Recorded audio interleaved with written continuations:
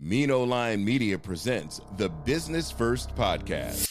Hi, all, and welcome to a new episode of Business First with Sonia Alleyne. I am your host, and today I am excited to introduce you to a gentleman. And in full disclosure, I do have to say that I am a member of this gentleman's team, and so I've worked with him for I think it's about 8 months. And so when I say I'm excited to introduce you to him, it's because I've seen his work. I understand the mission, and I think it's one that you all will enjoy this afternoon. So without further ado, I introduce Mr. Yachtze Luchin, who is the founder, CEO, and president of Unite Oil and Gas International. Welcome, Yachtze. Thank you. Thank you. It's my pleasure to be here with you to join in the discussion. I am so delighted to be a part of this platform. So thank you for having me. Yeah, I'm excited that you're here. And so, I kind of want to start off like we have a mutual friend, and when she had told me that you started your company, I had gone to the website and looked at it and said, well, maybe he might need a communications person.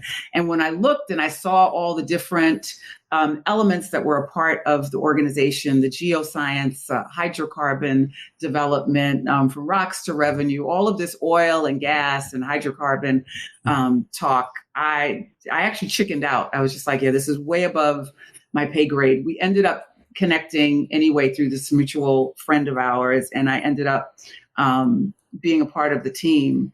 But and so one of the things that I want us to discuss is why the oil and gas industry seems to be, because I saw it as inaccessible to me, right? And I learned now from being a part of the group and being a part of the organization that it's an exciting industry and it's an exciting field, and there's a lot that people can benefit from being a part of it.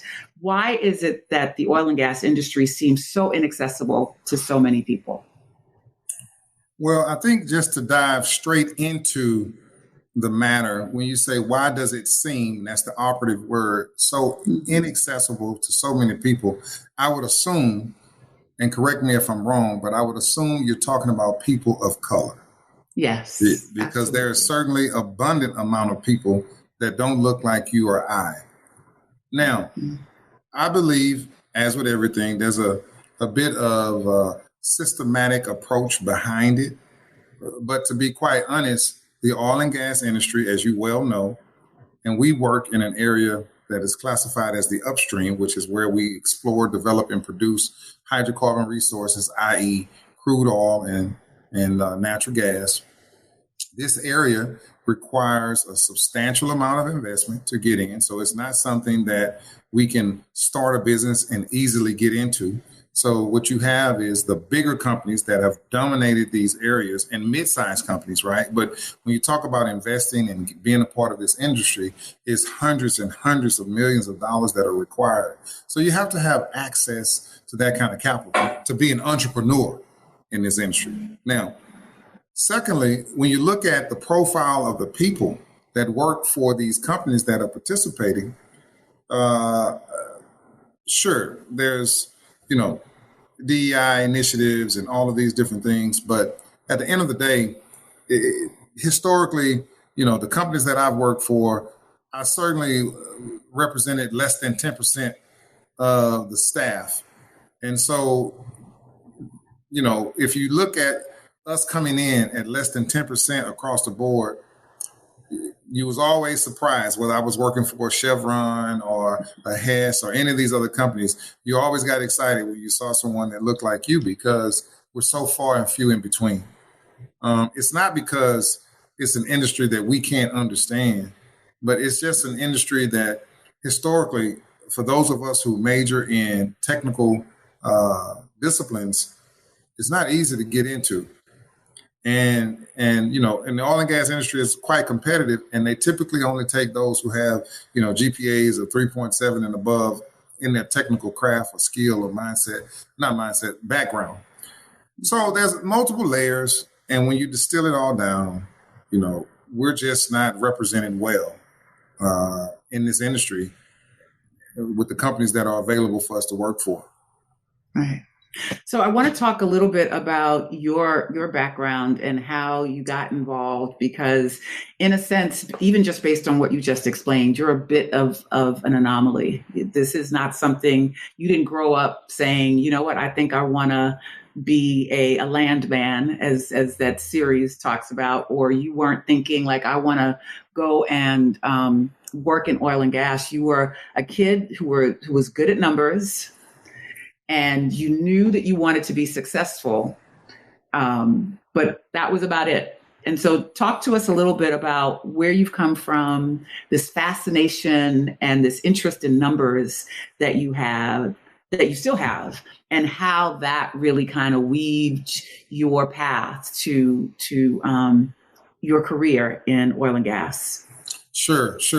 Thank you. I think that's a great segue and a great question. So let me speak to it, and I'll try to provide a summary, because I can talk a lot about my background, but I'll try to do it in a summary fashion. So I grew up in inner city, Cashmere Garden, Fifth Ward area. By no form of the imagination was this an area that we would call the suburbs. I was raised inner city, grew up in a trailer home, as the kids used to say in my neighborhood, your house is on wheels. So I got teased a lot because they said when storms would come, we would roll away. But I had a lot of love in my home. I'm the youngest of 5 boys. So certainly I was lower middle class. And I just early on had an infatuation with numbers. When I would be in the car with my parents, I would always be asking them to give me word and math problems or multiplying license plates. It was just something about numbers that fascinated me. And if you fast forward, when I was in high school, I didn't graduate at the top of my class. I was, middle of my class. I don't even remember where I graduated. So growing up in the inner city, however, a lot of my friends were involved in drugs. And at that time, late 80s, early 90s, we're talking about crack cocaine. So, I was exposed to seeing, but I was so fortunate not to participate in the drug selling. But I saw a lot of the money that my friends were having. And I just decided, based on a conversation that I had with my mother, that I would be the son that would go to college, not knowing what I would major in, but just having an infatuation with numbers. So with that desire to do something that my mother had asked, that one of her sons would graduate from college, that was what drove me to go to the college campus initially, to please my mom. I didn't have a background of different disciplines or people majoring in different fields in my family, and I hadn't really seen it in my neighborhood. So my love for numbers and the commitment to my mother is what led me to college. So I show up and I say, look, I'm interested in math. Put me in something that's going to lead to a career in mathematics. And sure enough, they directed me towards engineering. And I always love to say this to kids. I started off as an electrical engineering major. I didn't like it. Then I changed and became a computer science major. I'm still in the engineering department. I didn't like it, so I changed again. And then I became a mechanical engineering major. And when it was more of a broad discipline. So I stuck to mechanical engineering because I was still all over the place. But I said, they say that you can have work in so many areas of mechanical engineering and it's broad. I always say, I think I suffered from professional and school ADD. I get attention deficit disorder all over the place. So anyway, nevertheless, I end up graduating with my mechanical engineering degree. Similar to high school, because of the lack of technical preparation, even though I was good in math, I graduated with like a 2.85 overall GPA. And in my engineering, I had maybe a 3.2. So that GPA didn't afford me to be recruited by the oil and gas companies in upstream. Because as I said earlier, you typically have to have a 3.7. So I started working real quick for a company that had won a contract. It was an environmental firm. So my first job out of school was an environmental firm. And they won a contract to inspect the large diameter sewer in Houston, Texas. And it just so happened, as the young Black kid coming in as the new engineer for this company, I got to be assigned to inspect these large diameter sewers. And what that simply means, if you take off all of the glorified components of the story, is that I was walking in large sewers, 72 inches and 84 inches in diameter. That's 6 feet, 7 feet sewers.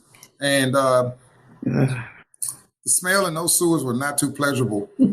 And I said to myself, if I struggled to get here from the hood and I managed to get this engineering degree, and I clearly understand that, sure, I only had a 3.2, but this 3.2 got to do better than these sewers. And I am so thankful and fortunate and blessed that God allowed me to meet a guy. I'll never forget his name. His name is Jeffrey Savaloy. I met him at a community service event, and he was a Caucasian engineer with Texaco. And I talked to him. I told him my background, and I was looking for employment. He said, man, it just so happens we're looking for a facilities engineer. And he was just meeting me. He was so nice and kind. He turned in my resume, and I'll never forget, I went and competed against a guy from Notre Dame and another gentleman from MIT. I went to Lamar University, small school in Beaumont, Texas, African-American, inner city. In my mind, all of these things were working against me. Mm-hmm. And but I didn't know who shall I say, all of those things would have worked against me because I didn't know who I was interviewing against. I found out this later. So after I got the job, I asked the guy who was interviewing me, I said, look, how did I end up with this job? Because I'm knowing all the time what the criteria is to get in, and I know it's very difficult. And these guys had, 3.8, 3.9. And so I simply asked him, why did you give me the job? Why did you make the offer to me? He said, because I felt that you was the best person. I was floored because I did a little more research and I found out the profile of these guys. Of course, both of them were Caucasian. Both of them had higher GPAs. And that was really, from a professional standpoint, I got my first glimpse of what God is capable of doing.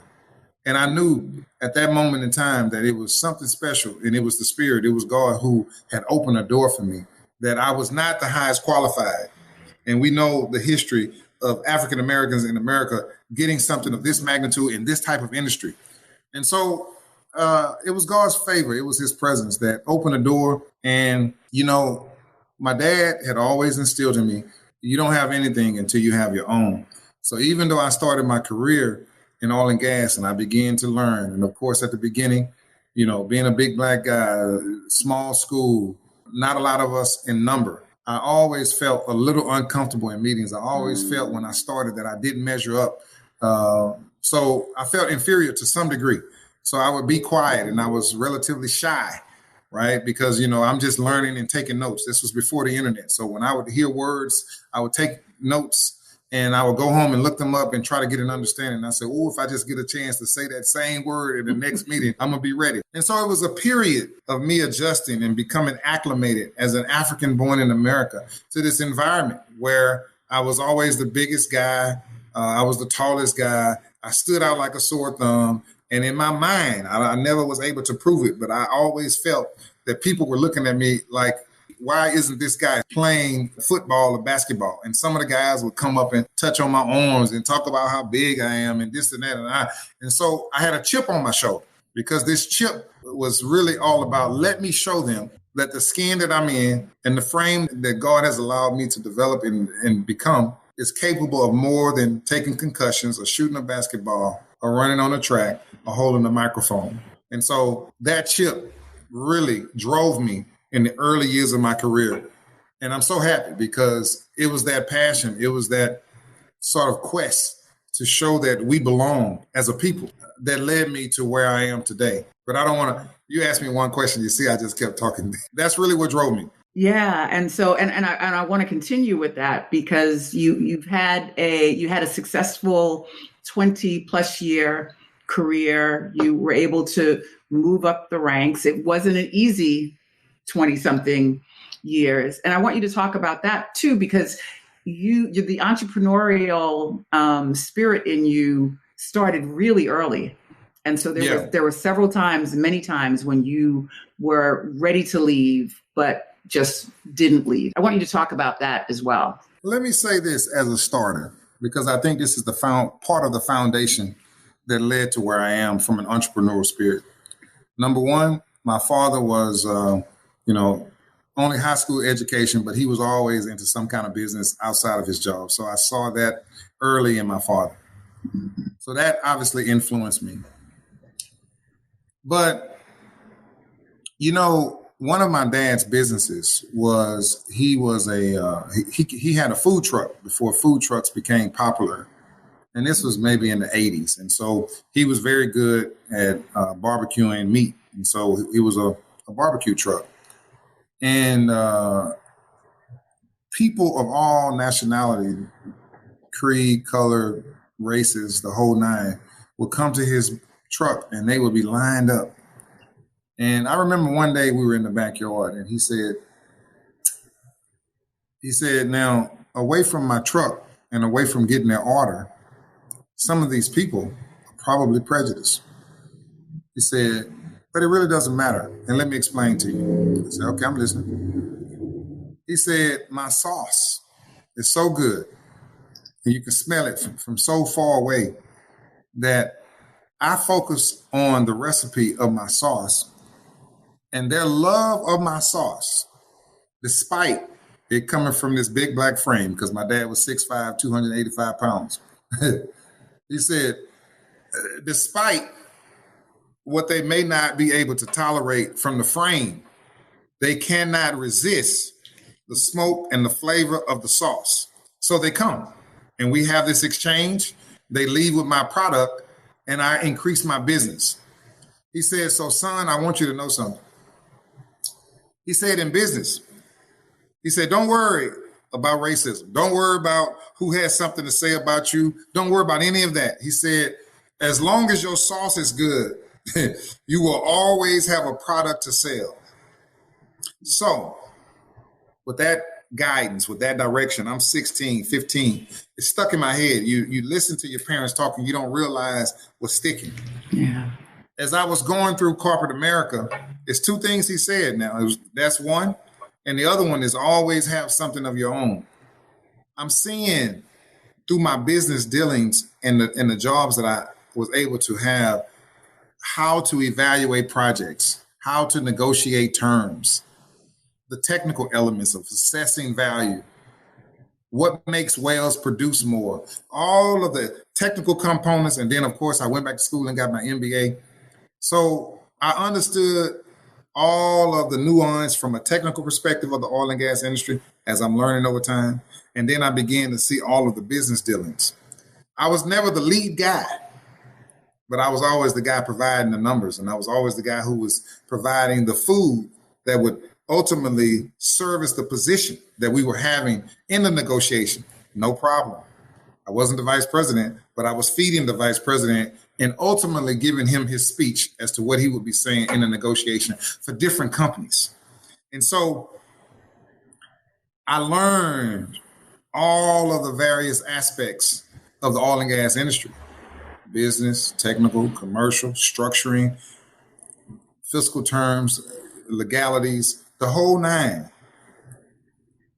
As we talk about that professional ADD, 3-4 years, I'm always looking to change, whether it's an engineering position. After I got my MBA, it was a business position. I'm always moving around, even changing companies. That ADD is driving me, professional ADD. But with all of that being said, God knew what he was doing, because yes, I wanted to be an entrepreneur, but I was in an industry that's dominated by people that don't look like us. It's very cost, a lot of capital, it's very capital intensive, shall I say. And so in order for me to do this and be an entrepreneur in oil and gas, especially considering the skin that I'm in, my sauce had to be 2 times better than a lot of my competitors. And what we have to understand is that I needed to build a team. And I wanted to build a team that reflected and looked like the globe, because I wanted to be a global company.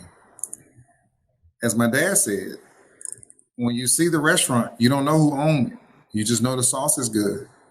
In a similar fashion, I wanted to build an oil and gas team because of our professional, technical, and commercial acumen.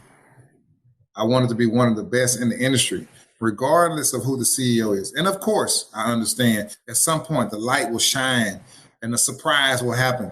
But even when you see the name Yachtze Luchin, you don't know if I'm Russian, or people that mistaken my name for all kind of stuff. Yachtze Luchin. I mean, I'm a Russian Asian. It's a lot of confusion this name has caused. I guess I should be thankful for it. Maybe it has gotten me into some doors that I was supposed to be in. But nevertheless, just for the record, I'm an African that was born in America with parents who came up with a creative first name and my last name. We can talk about that too. But nevertheless, all of these things led to my entrepreneurial spirit.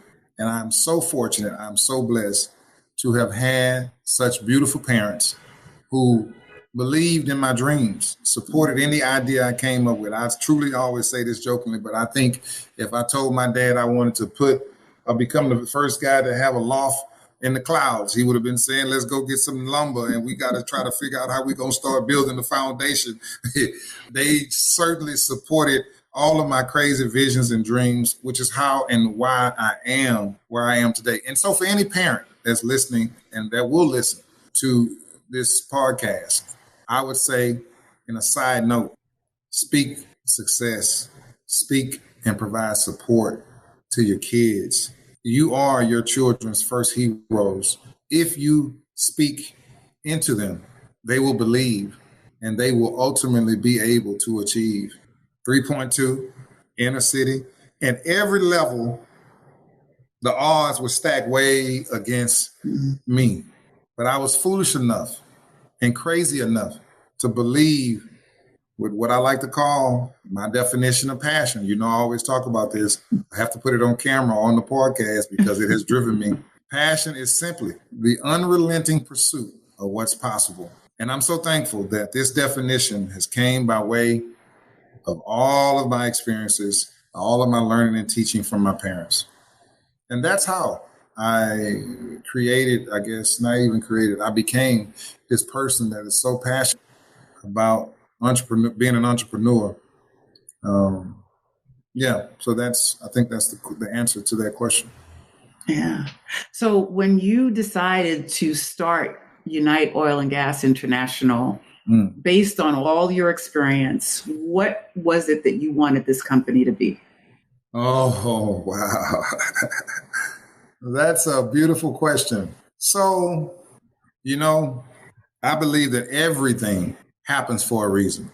I also want you to know that which doesn't break you, make you.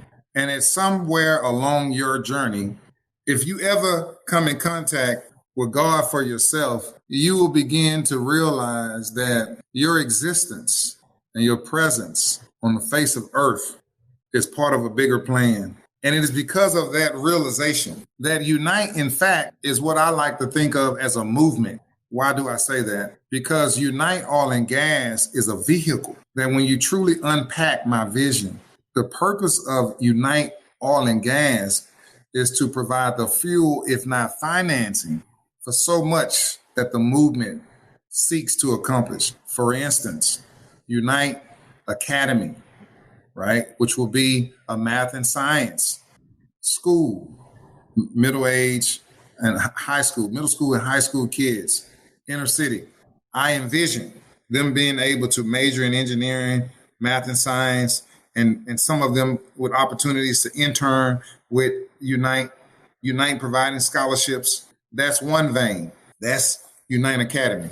Another area is, as you came up with, I love it. Most companies think of social responsibility. We think of social solutions. I love that phrase because in any country, the first thing outside of identifying where the oil fields are, I want to know where the orphanages are, because I believe the children are truly the future. And that's where we want to invest, participate, get involved with the kids of any country that we are a part of. So that's the social solution aspect.